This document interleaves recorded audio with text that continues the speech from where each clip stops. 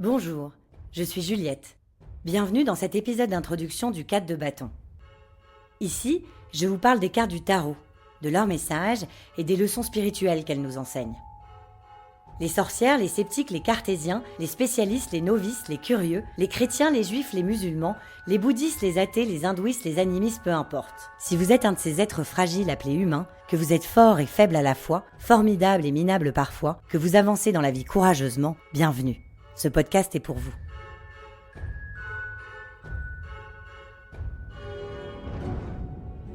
Aleister Crowley et Lady Freda Harris, les créateurs du jeu de tarot de Thoth, déclaraient « L'origine de ce jeu de cartes est très obscure. Certaines autorités cherchent à le faire remonter jusqu'aux anciens mystères égyptiens. D'autres essaient de le faire avancer aussi tard que le XVe siècle. Mais la seule théorie de l'intérêt ultime sur le tarot est qu'il s'agit d'une admirable image symbolique de l'univers, basée sur les données de la Kabbale. Si vous ne savez pas ce qu'est la Kabbale, l'expliquer en quelques mots n'est pas évident. Elle traite des sujets les plus profondément cachés et les plus essentiels concernant l'homme, le monde et Dieu. Mais retenez que sa compréhension intime et sa maîtrise nous rapprochent spirituellement de Dieu. Toutes les religions ont un volet mystique ou ésotérique. Mais la Kabbale offre un accès direct à Dieu, sans prêtre et sans église constituée. La Kabbale nous octroie un plus grand discernement sur l'œuvre de la création par Dieu. Retenez qu'elle a pour but de nous mener à un contact concret avec Dieu. Pour revenir au tarot, si l'histoire de son évolution vous intéresse, le dieu Internet le fera mieux que moi. Mais je suis bien obligée de revenir sur quelques faits. Sachez qu'au XVe siècle, justement, les cartes de tarot étaient peintes à la main, que le nombre de jeux produits était donc très faible, qu'à l'époque, c'était surtout des objets d'art. Ce n'est qu'après l'invention de l'imprimerie que la production en série de cartes est devenue possible. L'ancêtre du tarot de Marseille, qui servait simplement à jouer, le tarocco piémontese, se composait déjà des 4 enseignes, les épées, les bâtons, les coupes et les deniers. Chacune avec un roi, une reine, un cavalier et un valet. Sans oublier les cartes de poing, les 21 atouts, qui sont les cartes majeures d'aujourd'hui, et le joker, pour un total de 78 cartes.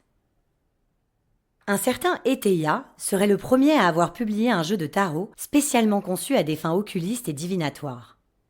Ce jeu comprenait déjà 2 parties distinctes. Les cartes majeures, les grands secrets, il y en avait 22, et les cartes mineures, les petits secrets. Il y en avait 56, divisés en 4 couleurs, de 14 cartes chacune.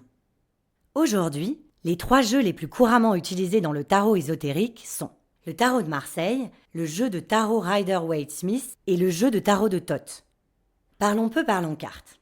Les cartes majeures, également appelées arcanes majeures, constituent la base du tarot divinatoire. Elles forment une série de 22 cartes numérotées. Elles représentent ce qui est commun à tous les hommes dans l'existence, les différentes étapes du voyage vers la compréhension de soi et du monde. Leurs illustrations contiennent de nombreux symboles, hérités de cultures et de traditions variées, qui résonnent immédiatement avec notre intuition. Les cartes majeures reflètent des événements ou des influences majeures dans la vie du consultant. Influences ou événements liés au karma, aux lois de l'univers ou au divin. Ces 22 cartes ont une dimension plus spirituelle que les autres. Elles renvoient à des impacts plus profonds sur notre vie. Elles participent à notre cheminement vers plus d'authenticité. Elles représentent les étapes vers la version la plus authentique de nous-mêmes. Donc, pour devenir un Pokémon évolué, nous allons devoir passer forcément par la carte 0, le fou, et aller jusqu'au monde. Et ce, plusieurs fois dans notre vie. Et même, possiblement, plusieurs fois par jour. On peut les voir aussi comme des énergies que l'on incarne. Moi, par exemple, je suis quelqu'un d'assez intense, d'assez extrême, et je peux passer de l'énergie de la tempérance à l'énergie de la tour, à l'énergie du fou, en une fraction de seconde. Les cartes ont chacune une signification positive et une signification négative. Il y a toujours 2 pôles dans une carte, dans une même énergie. Je donne souvent l'exemple du gars super timide, un introverti qui boit un coup de trop et qui se met à danser sur les tables ou à agir de façon totalement disproportionnée par rapport à sa posture habituelle. Je ne sais pas si vous avez déjà assisté à ce genre de transformation, mais le timide devient tout particulièrement extraverti. Introverti et extraverti, c'est la même énergie. Pareil pour les signes du zodiaque. Il y a 12 signes, mais en réalité, il y a 6 énergies dans le zodiaque. Le taureau a en réalité exactement la même énergie que le scorpion, mais incarnée de manière diamétralement opposée. La balance a la même énergie que le bélier. Le gémeaux que le sagittaire, le Verseau que le Lion, le Capricorne que le Cancer, le Poisson que le Vierge. Ce sont les deux faces d'une même pièce. On dit que les opposés s'attirent. Oui, les supposés opposés ont beaucoup en commun en réalité. Pour les cartes, c'est pareil. Elles ont chacune deux faces. Elles sont paradoxales et peuvent donc être lues de différentes façons. Il n'y a pas de règle universelle, tout est voué à interprétation, d'où son aspect infini, d'où l'intérêt aussi de faire attention à bien choisir la personne qui nous les interprète. Et si c'est vous-même, la notion de bienveillance, de modestie, d'intégrité, d'ouverture et d'optimisme sont essentielles. Tentez l'impossible, soyez honnête envers vous-même. Les appellations et les illustrations des cartes peuvent varier en fonction des jeux. Mais la liste des cartes majeures est toujours identique. L'ordre des majeurs a évolué au cours des siècles. Sachez que moi, dans ce podcast, je suivrai l'ordre du tarot de Marseille. Le mat ou le fou, ou encore l'arcane sans nombre qui porte parfois le numéro 0 en fonction des jeux. Le magicien ou le battleur, la carte 1. La papesse ou la grande prêtresse, la carte 2. L'impératrice, la carte 3. L'empereur, la carte 4. Le pape ou le hiérophante, la carte 5. L'amoureux ou les amoureux, la carte 6. Le chariot, la carte 7. La justice, la 8. L'ermite, la 9. La roue de la fortune, la 10. La force, la carte 11. Le pendu, la carte 12. La mort ou l'arcane sans nom, la carte 13. La tempérance, la 14. Le diable, la carte 15. La maison de Dieu ou la tour, la 16. L'étoile, la carte 17. La lune, la carte 18. Le soleil, la carte 19.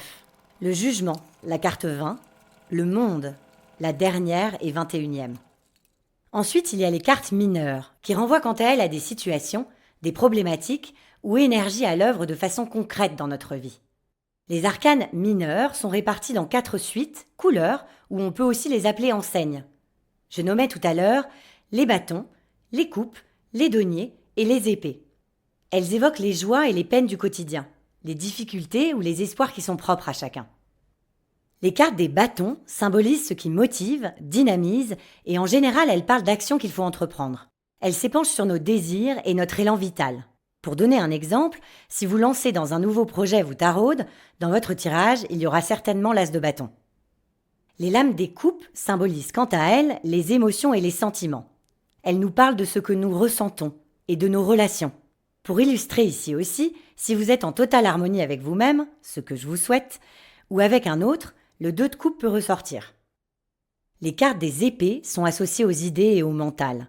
Elles évoquent notre esprit rationnel, la réflexion, notre intellect, mais aussi ces petites phrases qui tournent en boucle dans nos têtes et qui nous polluent.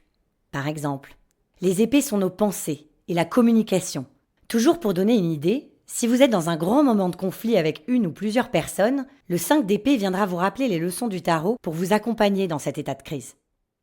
Et pour finir, il y a les cartes des deniers, qui évoquent le plan matériel de l'existence, notamment l'argent et les possessions matérielles, les objets. Mais plus globalement, elles représentent ce qui a de la valeur pour nous, les compétences, la chance, la santé, une rencontre. Si vous tirez le 10 de denier, on y reviendra, mais c'est vraiment très cool.